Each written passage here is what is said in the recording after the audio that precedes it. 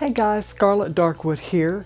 Hope everyone's had a good week. I want to start off by saying that if you are watching this video and you think you're going to get more jewelry projects on this channel, I hate to disappoint you, you're probably not going to find it here.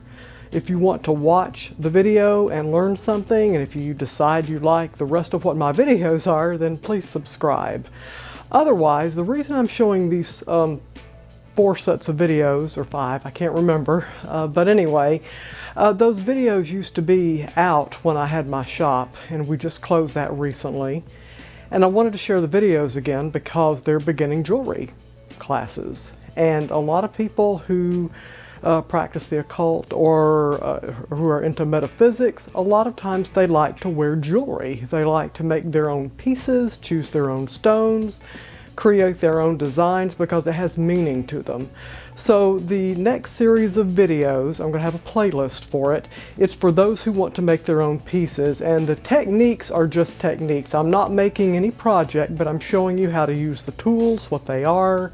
And the other videos are going to be about making simple wire loops if you want to make earrings, how to string beads if you want to make a necklace or a bracelet, and I'm even going to have my video on pearl knotting. And what's nice about that is you can watch that video and knot anything. You can knot gemstones, pearls, whatever you would like. So if you want to make some malas and use a cord that's more drapey and softer than flex wire to do regular necklaces and bracelets, you can do that too. I've put time codes in the description so that you can cut right to the start of when I start teaching the class. So I hope everyone enjoys this series, and if you have any questions, let me know. If you have any projects or things you think you want me to try to teach you, I can definitely try to do that. You can definitely email me and we can talk about it. So, hope everyone enjoys the video series, and if you make some pretty pieces, please email me some pictures. I would love to see them, and I may show them on my videos. Have a great week. Enjoy the beginning jewelry classes.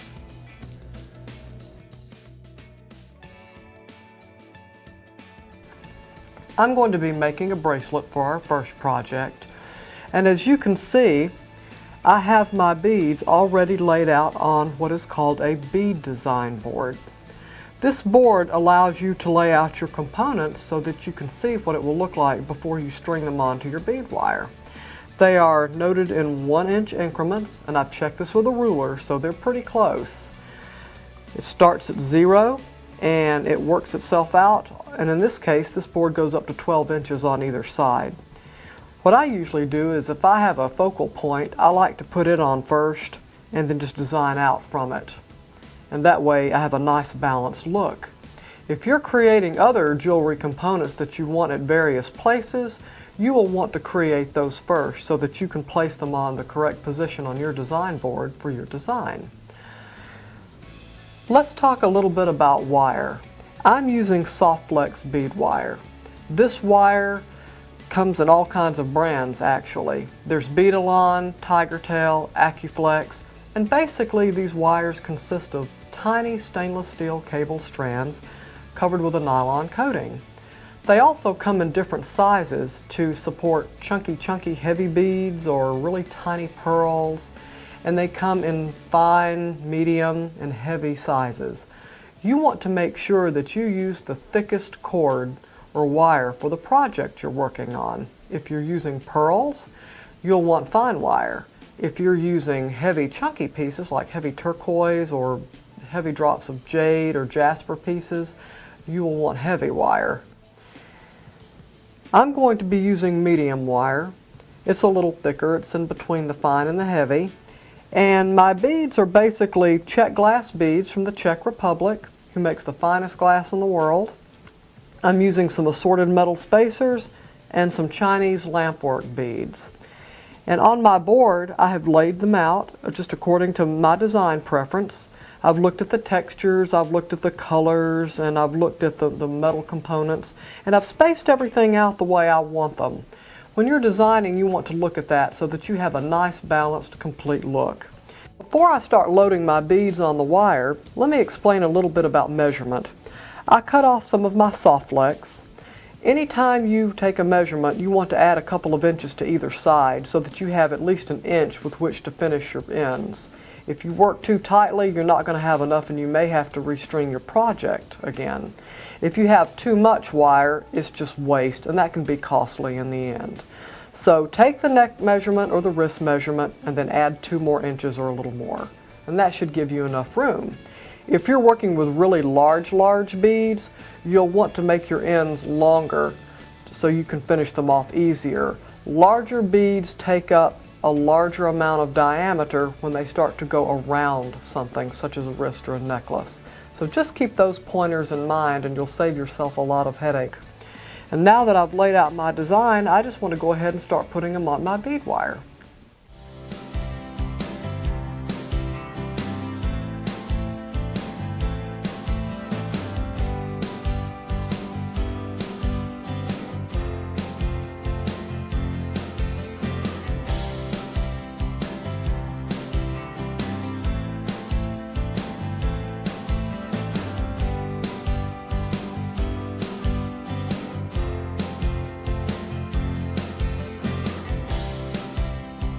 Now I've completed my bracelet and I'm ready to finish the ends. The last bead that I will put on is called a crimp bead. And if you look at this, this is a very tiny little bead. These also come in different sizes. They come in 1 by 1 millimeter, which are very tiny and will require micro crimpers. There's also very large beads that are like 4 millimeters in diameter. They will require macro crimpers to finish those off. And what I'm using is what I discussed earlier called just regular crimpers. Those are standard, and they will usually crimp a 2 by 2 crimp bead or a crimp tube, which is tubular in shape as opposed to the round one that I'm having now. Both work well. It's just a matter of your personal choice or preference in regards to which one you want to use. But I'm going to string this crimp bead on as my last bead, and then I'm going to string on one end of my clasp. As you see, I've got a lobster claw and a tab, or a beaver tab, or a connector, and every clasp has 2 sets to it. There's always a hooking component and a receiving component. And I'm just going to string one end of my beaver tab here. And I've got them linked together already just so that I don't lose anything. And as you can see, I've got my crimp bead on here. I've got one end of my clasp. And I'm going to take my wire and just loop it back down through the crimp bead. And I'm ready to finish it off. I'm going to just take this and make this loop just a little bit smaller. I don't need one that big. I want my clasp to swing a little so that it doesn't wear against the wire and break it. If you see the 2 wires coming down, that's good. I want to put my dent in the middle of those 2. And I'm putting this in my second inner groove where the notch is. Remember when I showed you earlier? You saw a notched groove? That's going to take this round bead and put a dent in it. And I'm just going to give it a nice little squeeze, like a handshake. I don't want to squeeze down too hard because you'll flatten your bead. But as you can see, I've made a dent in the middle here. I'm now going to finish the ends. What I want to do is I want to squeeze the 2 ends together where I've made the dent. That's where I'm going to use the top notch. I'm going to put the crease of the bead to my right or to my left. It doesn't matter which side. I just want to see the edge of my crimp bead. And I'm going to anchor it down on the bottom with my thumb and forefinger to where they're actually pressing against the back of the crimping plier to hold it in place because it'll want to slip on you. And then I'm just going to make a nice squeeze to squeeze that together. And as you can see, I've made my 2 flaps go together. Just like this.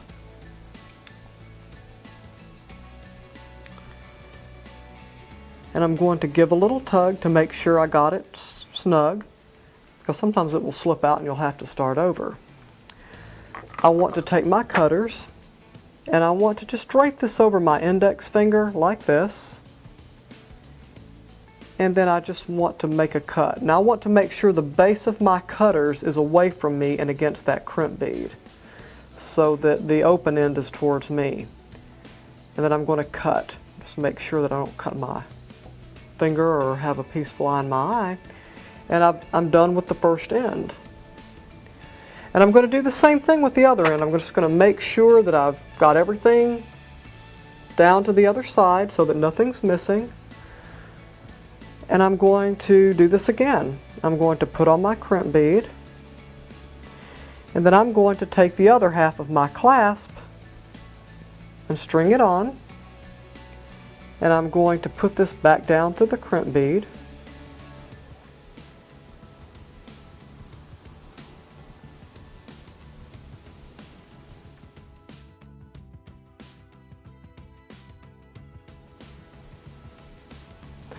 And now I'm just going to work it to the end and just kind of pull.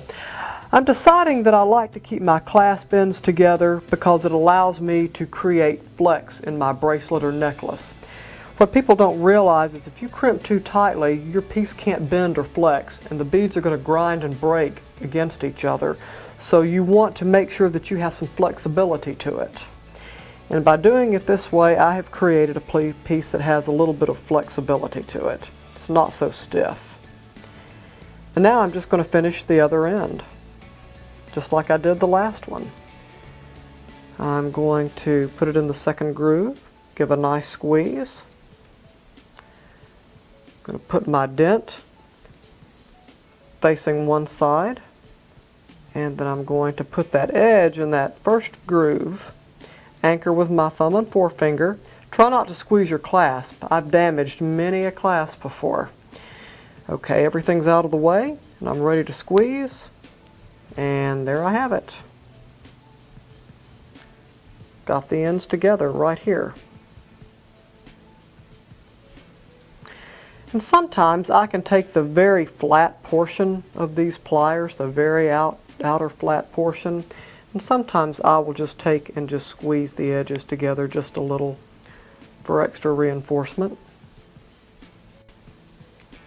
And so there I have it, my finished bracelet.